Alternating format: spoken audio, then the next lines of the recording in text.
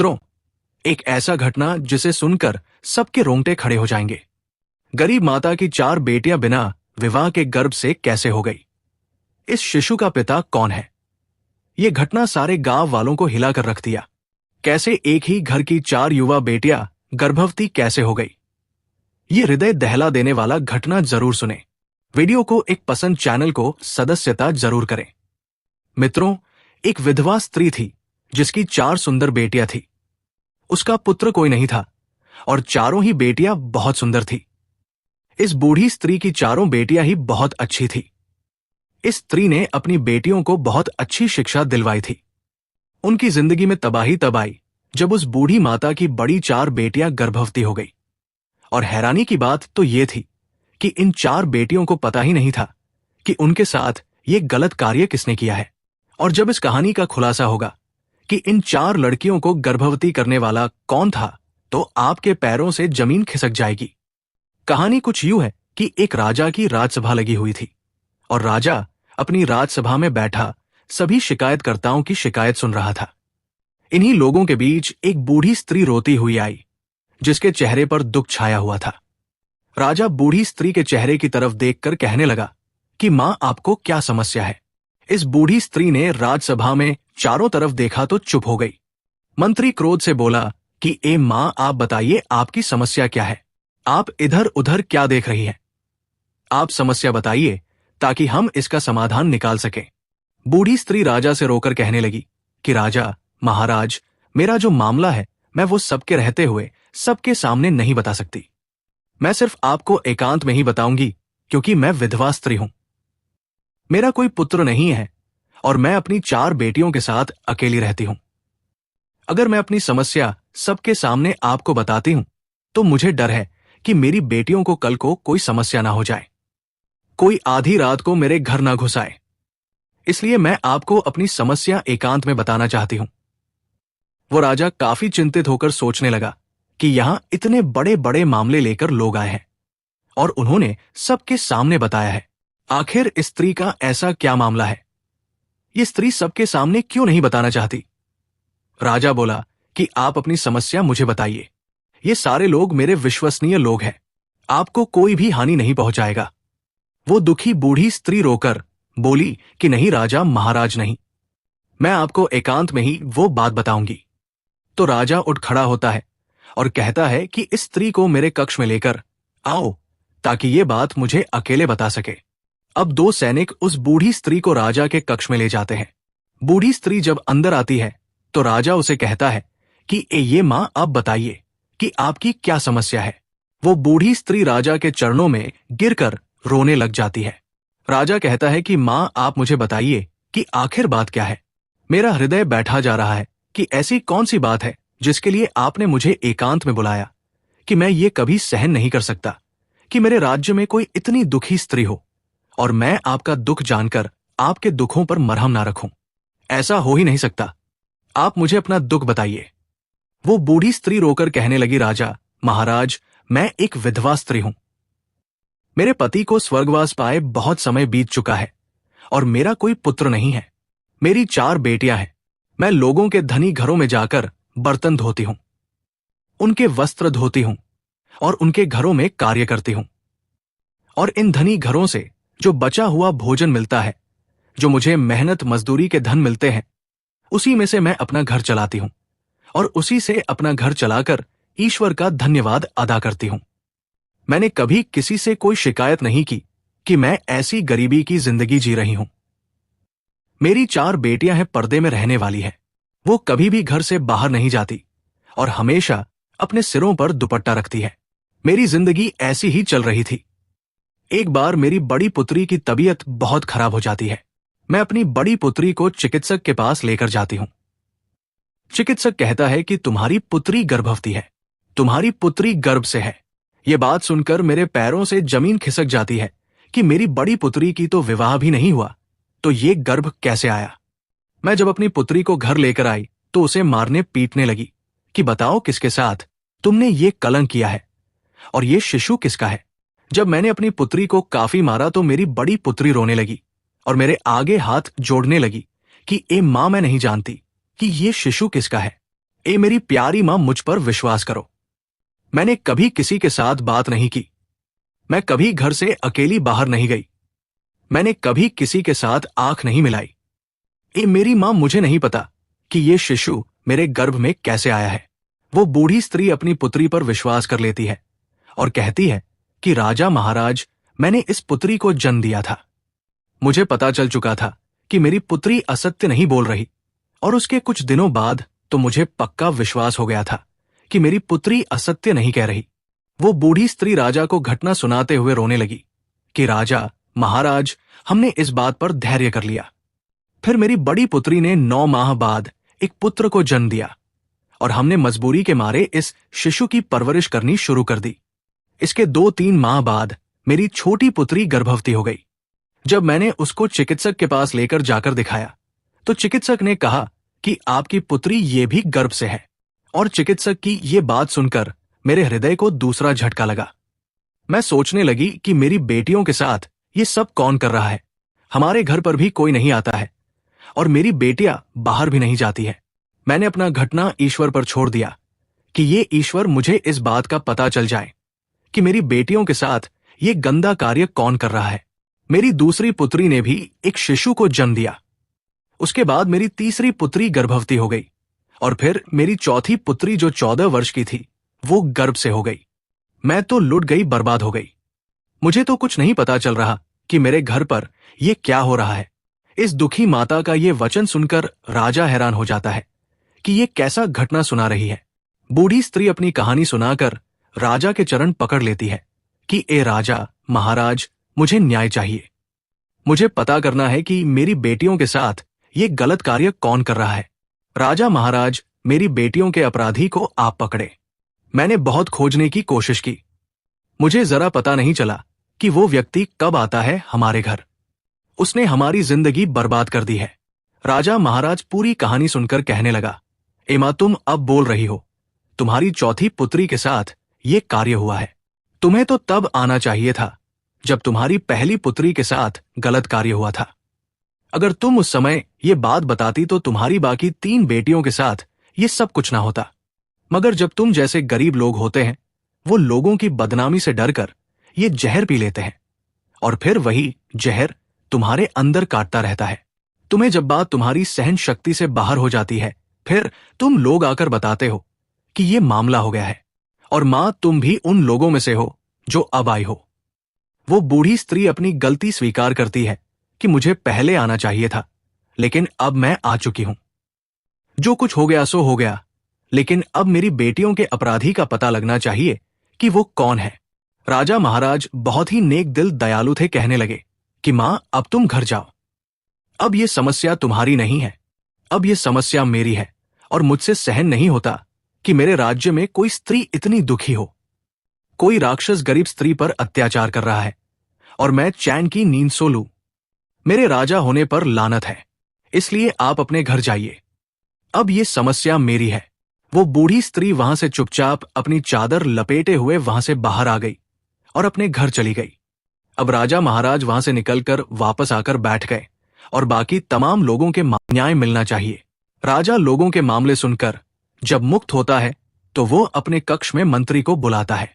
मंत्री जब राजा के चेहरे पर आई चिंता देखता है तो वो पूछता है, कैसी कौन सी बात बताकर गई है वो बूढ़ी स्त्री जिसकी वजह से आप इतने चिंतित हो गए हैं। राजा कहने लगा कि मेरे राज्य में ऐसे ऐसे लोग हैं जो इतना बड़ा बड़ा पाप करते हैं और ये भी नहीं सोचते कि उनका पाप जब हमारे सामने खुल गया तो हम उसको कड़ी सजा देंगे। मंत्री भी चिंतित होकर बोला कि राजा महाराज, बता दीजिए कि क्या मामला है। फिर राजा महाराज इस मंत्री को सारा घटना बता देता है और कहता है कि कोई राक्षस है जो इस स्त्री के घर पर दीमक की तरह लग गया है और इस राक्षस व्यक्ति का इतना मन बढ़ चुका है कि वो इस विधवा स्त्री की 4 बेटियों को इस राक्षस ने गर्भवती कर दिया है और इस बूढ़ी स्त्री की 3 बेटियों को शिशु जन्म चुके हैं और छोटी पुत्री इसकी गर्भवती है। इस बूढ़ी स्त्री की बाकी 3 बेटियों की इज्जत को भी खतरा है। हमें पता लगाना होगा कि इस बूढ़ी स्त्री के घर कौन आता है, किस समय आता है। इसके बाद राजा महाराज और मंत्री सोचने लग जाते हैं कि इस बात का कैसे पता लगाया जाए। थोड़ी देर बाद मंत्री कहता है कि राजा महाराज, मेरे मन में एक उपाय आया है। राजा कहता है कि जल्दी बताओ कौन सा उपाय है। मंत्री कहता है कि दीवारों के भी कान होते हैं, इसलिए मैं आपके कान में ये बात बताऊंगा। तो मंत्री राजा महाराज के कान में कुछ कह देता है, यानी कोई उपाय बताता है, जो राजा महाराज को भी पसंद आ जाता है। इसके बाद वो मंत्री एक बकरी लेकर इस बूढ़ी स्त्री के घर पर चला जाता है। रात के लगभग 9 बजे होते हैं। बूढ़ी स्त्री मंत्री को देखकर कहती है कि ए मंत्री, आप इस समय मेरे घर पर क्या कर रहे हैं? मंत्री बोला कि जो समस्या आप राजा महाराज को बताकर आई है, इस बात से राजा महाराज बहुत ही चिंतित है। बूढ़ी स्त्री बोली कि आपके हाथ में ये जो बकरी है, आप इसका क्या करोगे? मंत्री बोला कि आप मुझे अपने घर के अंदर आने दीजिए, इसके बाद मैं आपको बताऊंगा कि मैंने क्या करना। अंदर आकर मंत्री बूढ़ी स्त्री से कहने लगा कि आज हम इस बकरी का चारा बनाकर इस राक्षस को खिलाएंगे। बस तुम लोग कुछ भी मत बोलना और चुप करके देखती रहना कि वो राक्षस कैसे पकड़ा जाएगा। इसलिए आप तमाम लोग आराम से सो जाइएगा। अगर हमारा ये कार्य सफल हो गया तो पता चल जाएगा कि वो राक्षस कौन है। इसके बाद मंत्री इस बकरी को लेकर घर की छत पर चला जाता है और घर की छत पर इस बकरी को बांध देता है और फिर छुपकर इस घर से बाहर चला जाता है। और मंत्री जाते हुए इस बूढ़ी स्त्री और इसकी बेटियों से कहता है कि आप लोग आराम से सो जाइएगा। ये मत सोचिए कि आप लोगों को किसी तरह का कोई नुकसान पहुंचेगा। और मंत्री 2 सैनिकों को बोल देता है कि इस बूढ़ी स्त्री के घर के आसपास पहरा लगाओ। मंत्री बूढ़ी स्त्री और उन कन्याओं को तमाम बात समझा देता है कि तुम्हारे घर में ऐसी कोई भी ध्वनि नहीं आनी चाहिए जिससे पता चल जाए कि हमने जाल बिछाया हुआ है। उसके बाद मंत्री राजा के महल में चला जाता है। राजा उसी बात को लेकर काफी चिंतित होता है।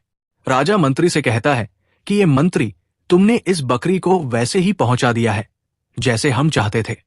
तो मंत्री बोला कि जी राजा महाराज, मैंने इस बकरी को वहीं पर बांध दिया है और अपने उद्देश्य के अनुसार मैं सारा कार्य कराया हूं। मंत्री कहने लगा कि ए राजा महाराज, अब आप भी सो जाइए। राजा कहने लगा कि मैं कैसे सो सकता हूं? वो पीड़ित स्त्रियां हैं, उन पर अत्याचार हो रहा है। मुझे ऐसे में नींद नहीं आएगी जब तक मैं इस अत्याचारी व्यक्ति को पकड़कर उसको दंड ना दे दूं। जब आधी रात का समय आता है तो उस बूढ़ी स्त्री के घर के आसपास एक छाया सा लहराता है। वो व्यक्ति घर की छत पर आकर और छत में से वो आंगन में आ जाता है। बकरी ने छत पर जब किसी व्यक्ति को देखा तो बकरी एकदम से चिल्लाने लगी। उस समय आधी रात का समय हो चुका था। हर तरफ सन्नाटा छाया हुआ था और आधी रात को बकरी की ध्वनि दूर दूर तक गूंज रही थी। जो सैनिक छुपकर पहरा दे रहे थे, उन लोगों को जो बकरी की ध्वनि सुनाई दी तो उन लोगों को पता चल गया कि घर में कोई प्रवेश हो चुका है और उद्देश्य यही था कि इस बकरी को छत पर बांधने का कि इस घर में जो कोई व्यक्ति भी आएगा, बकरी उसको देखेगी और बोलने लगेगी। बकरी की ध्वनि सुनकर सैनिक सतर्क हो जाएंगे। जब वो व्यक्ति घर के कक्ष में आया तो सैनिकों को भी पता चल गया बकरी के बोलने से, और बाकी इन बूढ़ी स्त्री और उसकी बेटियों को भी पता चल गया कि बकरी बोल रही है। इसका मतलब है कि घर में कोई घुस आया है। वो भी सतर्क हो जाती है। बकरी की ध्वनि सुनकर सैनिकों को भी पता चल जाता है और सैनिक घर के अंदर प्रवेश हो जाते हैं। जब आने वाले व्यक्ति ने घर में सबको जागते हुए देखा तो वो पीछे की तरफ भागने लग जाता है और पीछे से वह 2 सैनिक आकर उस व्यक्ति को पकड़ लेते हैं। इस व्यक्ति ने अपने चेहरे पर काला वस्त्र लपेटा होता था ताकि इस व्यक्ति को कोई पहचान ना सके। जब इन सैनिकों ने इस व्यक्ति के चेहरे से वस्त्र हटाया तो वो बूढ़ी स्त्री और उसकी बेटियां हैरान रह गई बेटियों को लेकर। आखिरकार सुबह हो गई। राजा की राजसभा लगी हुई थी और वो व्यक्ति घुटने टेककर राजा के सामने बैठा हुआ था। इस व्यक्ति के हाथों को हथकड़ियां लगी हुई थी। इस समय इस व्यक्ति का चेहरा डर से तपा हुआ था। वो बूढ़ी स्त्री और उसकी बाकी 4 बेटियां भी जाती हैं। राजा महाराज बाकी तमाम लोगों को बाहर भेज देते हैं। अब सिर्फ वो अपराधी राजा महाराज और मंत्री और बूढ़ी स्त्री और उसकी 4 बेटियां वहां पर मौजूद थी। राजा महाराज उस व्यक्ति से कहने लगा कि क्यों भाई, अब इतना तो बता दे कि तुझे मेरा भय नहीं रहा कि जब ये तुम्हारा अपराधी पकड़ा जाएगा तो तुम्हारी सजा मृत्यु से कम नहीं होगी। राजा महाराज इन सैनिकों से कहता है कि इस व्यक्ति के चेहरे से मुखौटा हटाया जाए ताकि मैं भी तो देखूं कि मेरे राज्य में इतनी हिम्मत किसकी हो गई है जो इस मजबूर बूढ़ी स्त्री की 4 बेटियों को गर्भवती कर दे। जब इसके चेहरे से मुखौटा हटता है तो वो बूढ़ी स्त्री करीब आकर उसके मुंह पर थूक मारती है और कहती है कि ए राक्षस व्यक्ति, तुझे शर्म नहीं आई? मेरी बेटियां तेरी बेटियों जैसी है, ये तेरी सगी भतीजियां हैं। इनके साथ तुमने ऐसी गंदी हरकतें की हैं। जो चाचा होता है वो पिता के समान होता है। तुझे शर्म नहीं आई अपनी सगी भतीजियों के साथ ऐसा करते हुए? क्या ये तूने क्या पाप कर दिया है? बूढ़ी स्त्री अपने देवर के चेहरे पर थप्पड़ मारती है और राजा क्रोध से कहता है कि अगर कोई अजनबी होता तो हम समझते, तुम सगे चाचा हो, पिता जैसे हो। तुम्हें शर्म नहीं आई? अरे चाचा क्या पिता, क्या उनके पिता इस संसार में नहीं थे? और चाचा की जिम्मेदारी थी कि अपनी भतीजियों का ध्यान करता, उनके संबंधों की चिंता करता, और तुम चाचा ही डाकू बने रहे। इसके बाद भी वो व्यक्ति कहने लगा कि ए राजा महाराज, मैं इन लड़कियों का चाचा हूं। ये हमारे घर का मामला है, आप हमारे घर के मामले से दूर। राजा महाराज अपनी तलवार निकालकर उसके सिर के ऊपर रख देता है और कहता है कि सत्य सत्य बताओ, तुमने ऐसा क्यों किया? तब उस व्यक्ति के चेहरे पर भय आता है और वो बताता है कि ए राजा, हम 2 भाई थे। मेरा भाई मुझसे बड़ा था। मेरे भाई की तो विवाह हो गई। उस समय मेरी विवाह नहीं हुई थी। मेरा बड़ा भाई मुझसे बहुत प्रेम करता था, मेरी बहुत चिंता करता था क्योंकि मैं उसका छोटा भाई था। लेकिन जब मेरे बड़े भाई का विवाह हुआ, उसकी बेटियां हुई, उसके सिर पर तमाम जिम्मेदारियां पड़ी, तो मेरे भाई का ध्यान मुझ में से कम हो गया और अपने घर वालों पर ज्यादा हो गया। और तब मेरे भाई का ध्यान मुझ में से हटने लगा और अब वो सारा ध्यान अपनी पत्नी और बेटियों पर देता था। मेरे हृदय में मेरे भाई के लिए घृणा पैदा होती गई कि मेरा भाई ऐसा क्यों करता है, और भाई से घृणा करने के परिणाम में मैं अपनी भाभी और भतीजियों से भी घृणा करने लगा। इसके बाद मेरा भाई स्वर्गवास हो गया। जब मेरे बड़े भाई की पुत्री बड़ी युवा हुई तो वो बहुत ही सुंदर थी। मेरा हृदय इस पर आ जाने लगा। मेरी इच्छा जब खराब होने लगी तो मैंने अपनी भाभी से कहा कि आप अपनी बड़ी पुत्री का विवाह कर दें। लेकिन भाभी ने मेरी बात नहीं सुनी। मेरी भतीजी युवा थी, उनकी विवाह नहीं हो रही थी, सुंदर भी थी। जब मैं अपनी भतीजियों को देखता था तो मेरे हृदय में अशुद्धता पैदा हो जाती थी। मेरा हृदय मुझे मजबूर करता था कि मेरी सुंदर भतीजियां हैं, ये बाहर जाएंगी, इनका विवाह होगा तो मैं खुद ही उनके साथ ये गलत कार्य कर लूं। इसके बाद मेरे हृदय में शैतान पैदा हो गया। मैं एक वैद्य के पास गया और उसे कहा कि मुझे कोई ऐसी जड़ी बूटियां दो जिससे सूंघने के बाद तमाम लोग सो जाएं और सो जाने के बाद कोई भी कार्य ना कर सके।